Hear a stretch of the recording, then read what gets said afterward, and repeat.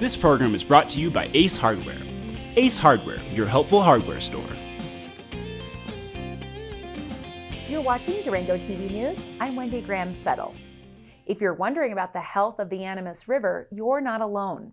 The Animas River is recovering from not one, but two recent environmental disasters. And local scientists with the Mountain Studies Institute are monitoring the river's health to compare how the river fared after both incidents. In August 2015, Environmental Protection Agency contractors accidentally caused the Gold King mine north of Silverton to release 3 million gallons of mustard-colored wastewater into the Animas River.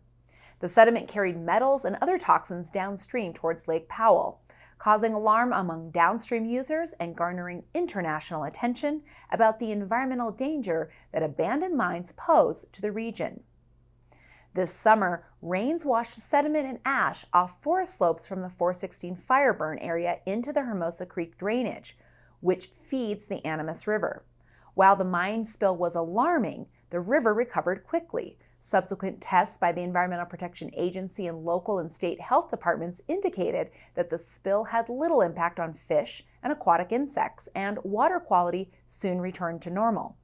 But the floods following the 416 fire are a different story. Sediment and ash turned the river a dark chocolate brown. Ash, silt, and debris suffocated fish and coated everything with a fine chocolate film. The debris flows caused a mass fish die-off and hit aquatic insects hard. Scott Roberts, an aquatic ecologist with the Mountain Studies Institute, has been collecting samples following debris flows to monitor the river's health. Largely what we've seen is the persistence of species that are tolerant of sediment, and a disappearance or reduction in species that are intolerant of pulses of sediment, like that came down in late July. We try to do with those water quality results is put them into a meaningful context and not just say, oh, we saw high aluminum. What does that actually mean? And so we'll put it into context of historical water quality observations. How does the amount of aluminum we saw during those sediment pulses compare to what we've seen in the Animas River over the past 20 years? And also in that context of what we've observed in the last 20 years was, of course, the Gold King mine release that occurred in 2015.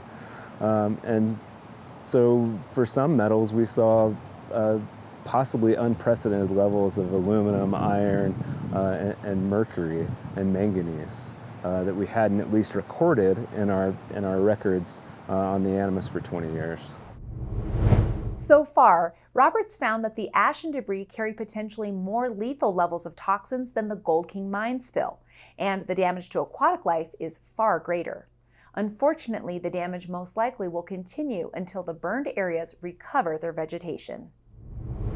What that suggests to me is that it's really that sediment, that big pulse of sediment and ash that came down the river, probably inhibited fish gills and also smothered that habitat on the bottom of the river for fish to lay eggs in, or for insects that like to live on clean cobble substrate. Despite the most recent assault on the Animas River, Roberts is hopeful that the river will recover in 2 to 3 years. So fires are a natural occurrence on the landscape. Our forests need fire.